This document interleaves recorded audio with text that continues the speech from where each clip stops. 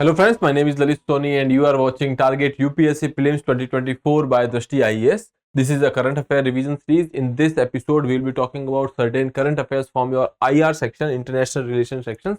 This will be our 7th episode of IR. There are 6 videos of IR which has already been uploaded. You can go and watch these videos and boost your prelims preparation.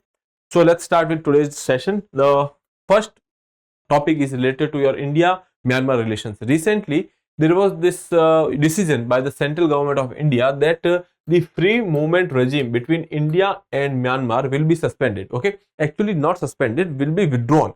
When we are talking about the suspension, that is already suspended as of now, but withdrawn means that that whole system will stop existing. Okay, so that is why it was in news. Other than that, there was recently the Indian Home Minister announced that installation of the fencing along the entire length of the India-Myanmar border to prevent free movement of people. Now, right now, there is no fencing when we are talking about the whole India-Myanmar, border. There are certain areas which are free of fencing because of the people-to-people movement. Okay, free movement of the people in this particular area, because these people are sharing some kind of affinity with the, when we are talking about the culture and the practices, traditions, etc. They have affinity with the Indian side as well. That is why there was this particular free movement regime which was existing over there.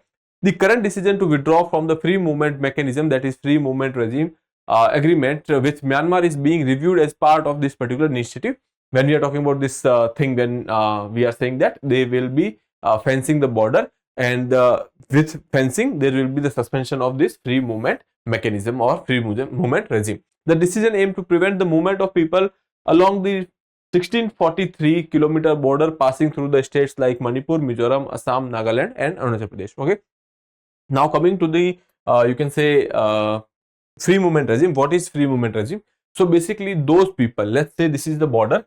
Okay, somehow this is the border, this is your India and this is Myanmar. Okay, so those people who are living in the vicinity of 16 kilometers, okay, or people living over here in this particular area, they have this you can say permission to go up to 16 kilometer to each side of the territory. Okay, and they can live there for up to like 7 days, and there are one pass that would be requiring for this particular movement. That pass has to be renewed yearly, on the yearly basis. Okay, so that system is basically your free movement regime. The people living in this particular area, they can go up to 16 kilometers of each other's boundary without any kind of visa. There is only one document, or you can say pass, which is required, and that pass has a validity of 1 year. Afterwards you have to renew it. Okay, so that is about this free movement regime. Here you can see the FMR is mutually agreed agreement between the two countries that allows tribes living along either side of the border to travel up to 16 kilometers. Now they are talking about tribes over here. Okay, when we are talking about this area, northeastern region, mostly this is the tribal area. Most of the demography here is tribal. Okay, and these tribal people are having a close affinity with each other, and that is why this particular regime was started. When this regime was started, there was a democratic government, and recently this judgment, or you can say this decision, has been decision has come by the Home Ministry that they will go for the withdrawing of this particular mechanism. Why? Because now there is a Janta military rule over there. Okay, military Janta rule is there in the Myanmar, and there are various kind of protest and the aggressions against these people who are wanting the pro democracy people, and there is the military rulers. Okay, now because of which there are you can say events of migration. People are trying to get out of Myanmar, and they are moving towards Indian borders. Okay, so that is why this particular regime has been suspended. Okay, and now here you can say it was implemented in 2018 as a part of Act East policy of Government of India. When we are talking about these policies, there are two policies. One is Look East policy. Look East policies, you can say this started in 1990s somewhere, and then there is this policy that is Act East policy. Okay, Act East policy.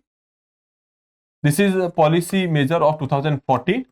Okay, and when we are talking about the change in the policy, first we will be more focused toward eastern countries and the eastern neighborhood, and then there will be an extension up to the far east. Okay, even as far as Russia's far east region.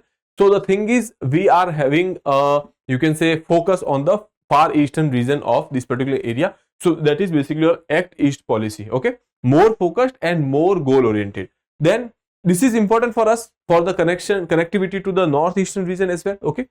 Now, the division of the India-Myanmar border dates back to the 1826, where the British colonial ruler demarcated the border without considering the opinion of local residents. When we are talking about any kind of border settlements which has happened after the Britishers, or whatever border settlements was done by the Britishers, let's say when we are talking about the Treaty of Sugauli in India-Nepal border related, or otherwise this particular treaty wherein they have gone for the demarcation of the border between Myanmar and India. Okay, all these things were done on papers most of the time, because these people did not have much idea about the geography, much idea about the tradition and the kind of people which are living over here, the demography of these peoples. So that is why they did not consider the affinity, cultural affinity between the people. So that is why you will see that across the border also there are communities which are identifying each other with their traditions, with having some kind of cultural affinity. So that is why these problems is arising now, because there are people who want to have a connect with each other, but again this border is kind of an you can say obstruction. Okay. Now the demarcation has resulted into division among the people who share strong ethnic and the family bonds across the border. So that is the reason we have gone for the free movement regime. Okay. When there was a democratic government, and now because there is a regime change, there is some issues which are going on there, to consider our own safety, to consider our own, you can say, national security, we have gone for this particular measure. Okay.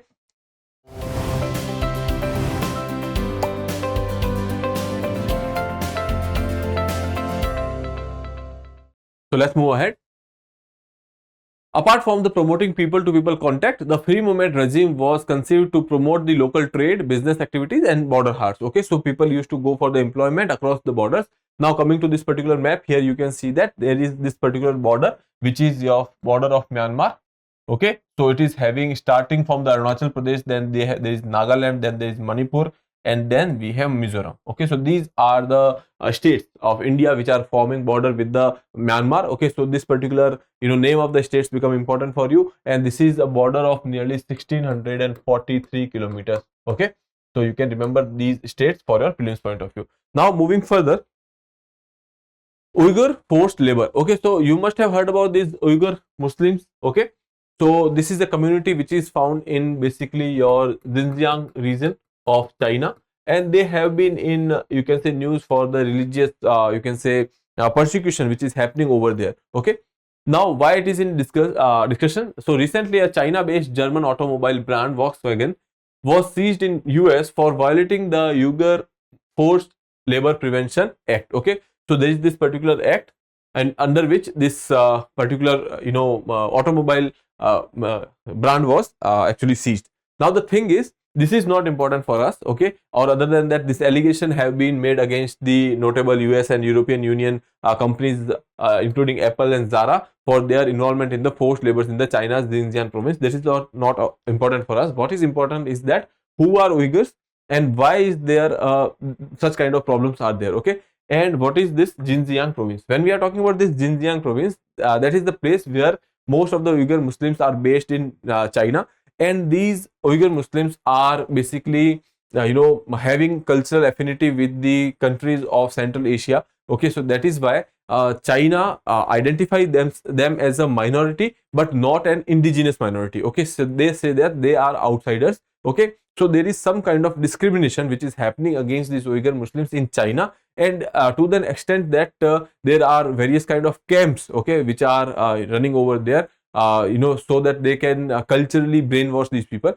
That these are speculations. I will not go into all these things, but the thing is, these particular community becomes important for your prelims examination. So let's see what is this. Who are Uyghurs? So here you can say Uyghurs is a predominantly Muslim minority Turkic ethnic group whose origin can be thought to form the Central and the East Asia. Okay, now Uyghur speaks their own language, which have a similar, which is similar to the Turkish language.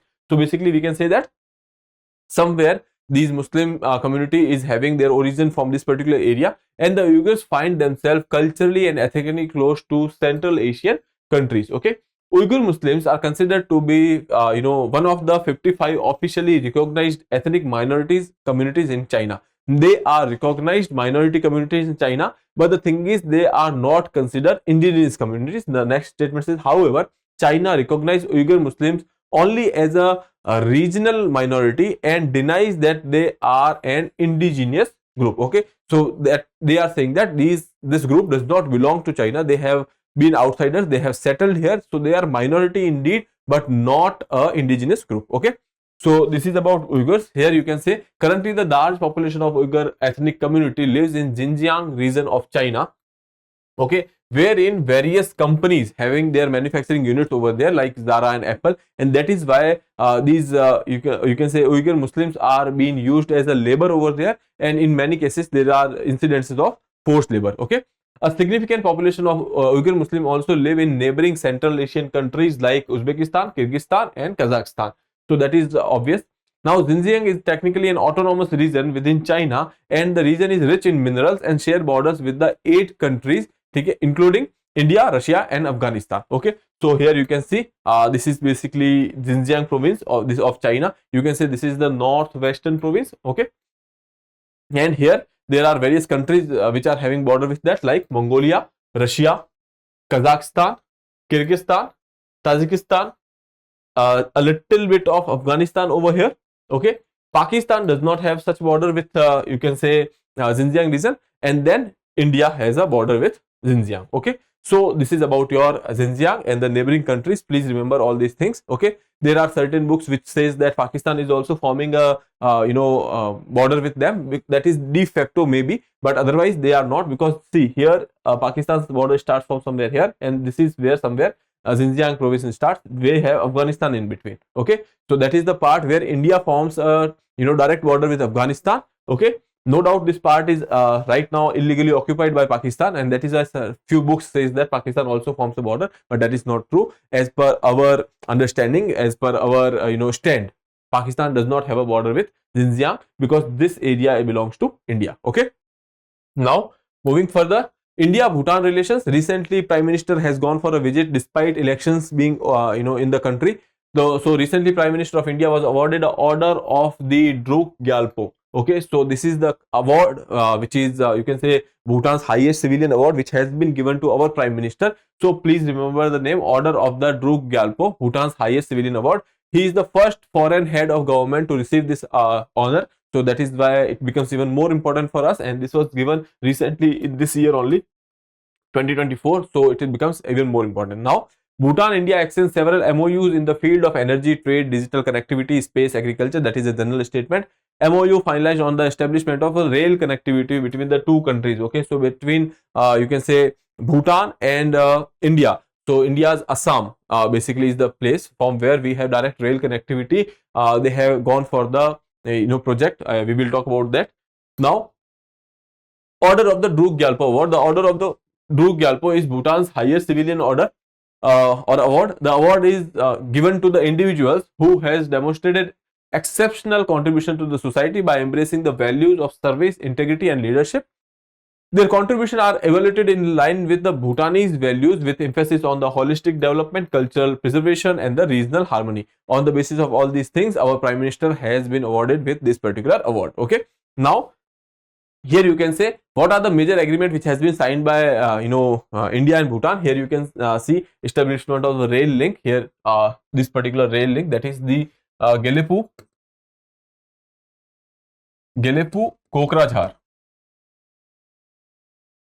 Okay, so Gelepu is in Bhutan and Kokrajhar is in Assam. Okay, in Assam of India. Okay, so please remember this rail link is quite important. There are various other projects, but this has been inaugurated recently. This has been in news, and that is why it becomes important. Other than that, Doklam, which has always been a hot topic, so please remember that Doklam is a tri-junction between you can say Bhutan, India and China. Okay, because this Tibetan area is occupied by China. Okay, other than that, petroleum oil and lubricant related MOUs has been signed. Bhutan Food and Drug Authority recognition. All these things are not important, I would say. Just remember this particular one rail link. Okay, now here you can see this is the position of Bhutan. Okay, so when we are talking about Bhutan, there are certain states which are having a boundary with Bhutan, that is Sikkim. Then this particular part over here, that is West Bengal. Then you can say Assam and Arunachal Pradesh. Okay, so that you can remember.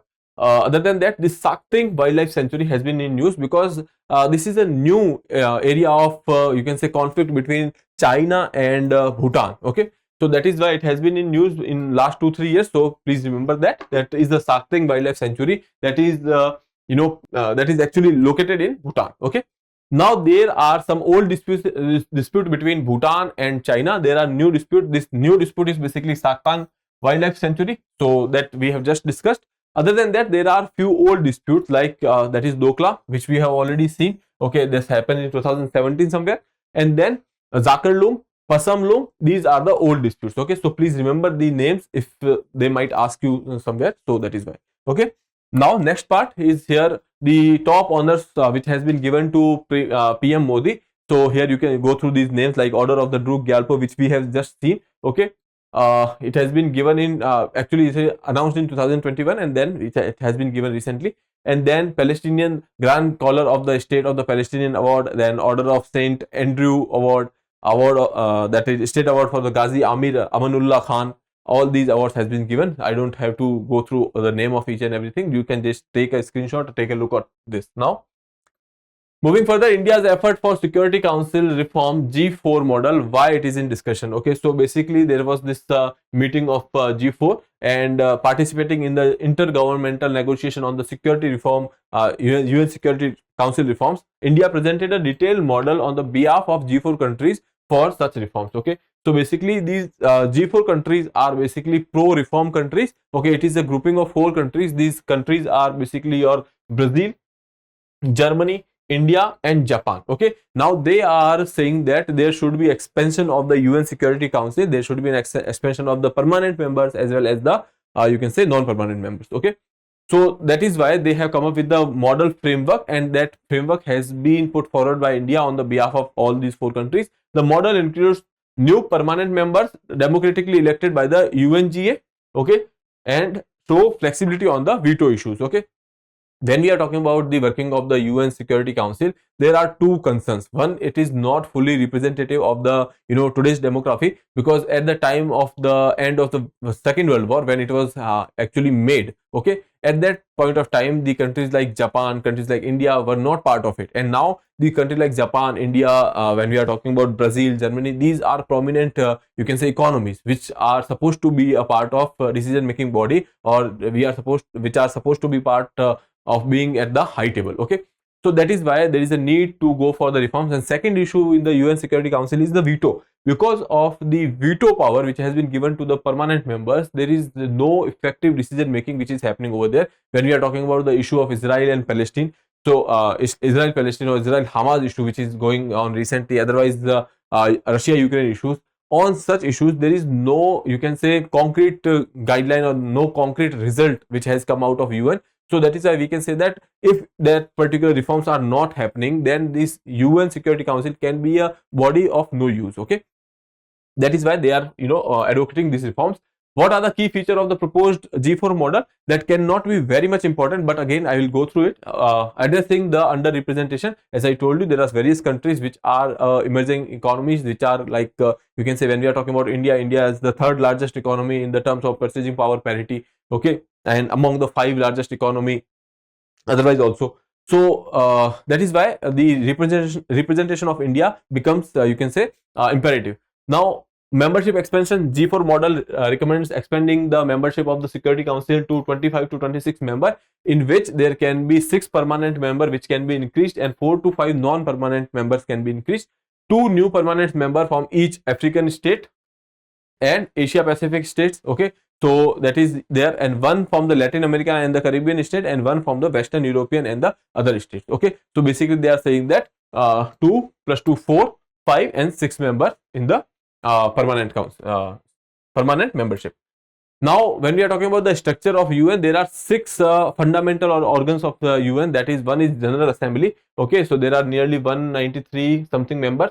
Then there is the Security Council. There are 15 members, 5 are permanent member and 10 are non-permanent member. These non-permanent members are basically elected by every 2 years. Okay, then Economic and social council is there, we have trusteeship council, we have international court of justice that is placed in Hague, okay, and then there is the UN secretariat, okay. These are the fundamental bodies of UN. Then the UN Security Council, established under the UN Nations Charter 1945, it is one of the 6 major organs which we have already just discussed. There are 15 members, which there are 5 permanent members and the 10 non-permanent members. They are elected every 2 years. Basically, these non-permanent members are elected every 2 years. 5 permanent members are there. Then permanent members are United States, Russian Federation, as actually right now it is Russia. Okay. US, Russia, France, China and UK. Now India's participation in the UN Security Council was there as a non-permanent member for various times. You don't have to remember all these you can say timelines, but know that there are more than 4 or 5 incidences wherein we have gone for the non-permanent membership. Okay. Now moving further, Northern Ireland conflict. Okay, now recently this particular conflict has been in news because a person, or when we are talking about this particular area, a pro-Irish unification leader recently made a history by taking an office as Northern Ireland's first nationalist minister despite political gridlock and reflecting the region's deep divisions. Okay, so that was the news because of which it has been in news. This, but per se this news is not important for you. Now looking at the Ireland. Okay, so this particular area here you can see, okay, so that is divided between Republic of Ireland and then there is this Northern Ireland. This Northern Ireland is part of your United Kingdom. Okay, so when we are talking about the United Kingdom, this particular area is basically your United Kingdom, that is United Kingdoms of Great Britain and the Northern Ireland. Okay, so that becomes important for you to remember that Northern Ireland is part of your United Kingdoms. Okay, then we have this Republic of Ireland. In 1921 they got independence from the you can say United Kingdom. Okay, earlier they were part of you can say colonies of Britain.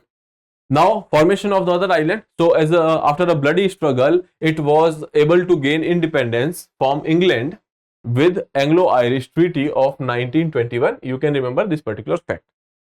Second, however, it was divided wherever these people go. Okay, wherever these people went, whenever they were left leaving the country, they have made sure that they will divide it. Okay, so when we are talking about the World War, they have divided the various territories among themselves. When we are talking about India Pakistan, they have made India Pakistan partition. And then when we are talking about the various boundary related issues, these are all legacy issues which has been tracing their origin to the Britishers. Okay, so here also they have divided it into 2 parts. Okay, one was with them, that is your Northern Ireland, and then there is this Ireland, Republic of Ireland. Okay, however, Ireland was divided into 2 regions. Northern Ireland was the site of 30 years civil war. When we are talking about after the independence, this period of 1968 to 1998 is a period of civil war. This is also known as times of the trouble or the troubles. Okay, between Republican and the Unionist. Now these Republicans and the Unionists, they have this particular issue because there is a issue of faith. Okay, when we are talking about these Republicans, they are basically Catholics. Okay, and when we are talking about this Unionists, these are Protestants, because of which there was this struggle. Okay, so you can say that this is because of the difference in the faith as well. So that struggle was there. And after a very long this you can say 30-year civil war, Northern Ireland was formerly part of the province of Ulster, located in the north of the modern Ireland. Here you can say here. Okay, so this is your modern Ireland. Okay, this is Ulster and it was earlier part of this particular area. Okay, then it was separated and merged into Britain. Okay, then coming back, because Protestants were in the majority in the Ulster area, 6 of the Ireland's 32 countries remained with Britain and forming the region of Northern Ireland. Okay, so basically this 6 particular you can say areas of Ireland became part of Britain, and that is how this Northern Ireland came into existence. Okay, so I hope that is clear. All these stories are of no use. Just remember these 3-4 treaties, that is Anglo-Irish Treaty of 1921. Then we have this the troubles. These are the time of civil war, that is 30 years civil war, which was happening in the Northern Ireland because of the difference in faith. Okay, so the you can say formation of Northern Ireland was because of the whatever difference in faith was there, and because of which that has happened. Okay, now Good Friday Agreement, when we are talking about this particular the troubles, okay, this 30 year of civil war, 1968 to 1998. In 1998 there was this agreement to put a hold on this particular war. Okay, to end this particular civil war, there was this Good Friday Agreement. Good Friday Agreement, popularly known as Belfast Agreement, is a historical peace treaty in the Northern Ireland signed in April 10, 1998. So you have to remember this as well. Okay, its purpose was to end the violence and the conflict that has plagued the region for decades, particularly during the period known as the Troubles. Okay, what were the key provisions? So obviously, if you have to solve an issue over there, and that is between two particular communities, so there should be a sharing of power. That was one thing. Consent principle and human rights related some provisions were made when weapons and cross-border cooperation was started. With this Good Friday Agreement, what happens that there was this cross-border cooperation between the Republic of Ireland and the Northern Ireland. Okay, now that has been a problem in the Brexit. Okay, because Brexit was incidents or the event where Britain has got out of the European Union. In the European Union, you know that there is this you can say cross-border cooperation. People's movement was there, and the Republic of Ireland is part of the you can say European Union, and Britain got out of it. And Britain, or when we are talking about this Northern Ireland, which is part of Britain, so Northern Ireland and the Republic of Ireland, they have this free movement, that is cross-border cooperation.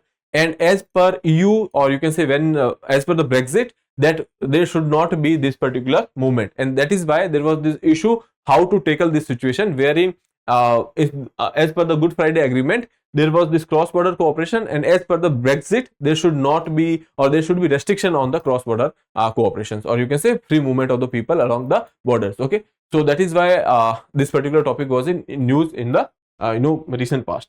Now, next part, India-Oman relation. Recently, you must see that this Oman was in news, and after that, you must have heard about the floods in this particular area. Okay, so that is why Oman was in region, you can say, in the news. The India-Oman Joint Vision Partnership for the Future was adopted by India and Oman, setting the stage for bilateral cooperation and paving the way for the future cooperation between the two countries. That is a general point. Now, the vision specifically focus on the establishing partnership in 8 to 10 areas. These areas are normal general areas like maritime cooperation, connectivity, energy security, space, digital payments, health, tourism, hospitality, agriculture, food security, etc. Okay, so one is important, that is digital payments. Okay, then because with various countries we are going for the this UPI infrastructure, creation of the UPI infrastructure cross borders. Now here you can say this is the location of Oman in the, you can say, our Arabian Sea of Indian Ocean. So basically here this area has been in news because of the piracy related activities, also Somalia coast, etc. Okay, so remember that. There is this Yemen, which was in news because of the Houthi rebels, so that is why this becomes important for you. Saudi Arabia and the UAE, etc. were involved in the peace process of the Israel and Hamas issues, so that is why it becomes important. Now here you can see this is the location of Oman, having a boundary with Yemen, Saudi Arabia. Then it has a boundary with UAE over here, and this particular small part which you are seeing over here, that is also part of Oman. So you can say that Oman is also located on the Strait of Hormuz over here. Okay, so this is Strait of Hormuz, and this part basically is belonging to Oman. Okay, so that is why if they ask you a question, don't get confused. This small portion here it belongs to Oman. Okay, now moving further, the Sultanate of Oman is the strategic partner of India in the Gulf, has been important interlocutor of the Gulf Cooperation Council GCC, and then Arab League, the Indian Ocean Rim Association. So basically we are saying that whatever the regional agreements or the forums are there, Oman is a strategic partner for us because of the location, because of the cultural affinity we have with the people of Oman. Then Gandhi Peace Prize, that has recognized an unparalleled vision and leadership of late HM Sultan Qaboos bin Said in strengthening the relation between India and Oman, and his efforts to promote peace and non-violence in the Gulf region. So basically Gandhi Peace Prize has been awarded to late HM Sultan Qaboos bin Said because of the his efforts to build a good cooperation and the strengthening the relation between India and Oman. Talks are going on between the two countries for a comprehensive economic partnership agreement, that is CEPA. Okay, so that you can remember. So that is all about today's session. With that, I would like to wrap up this session. Thank you. Have a good day. For more informative content, like, share and subscribe, and do not forget to press the bell icon to get the notifications.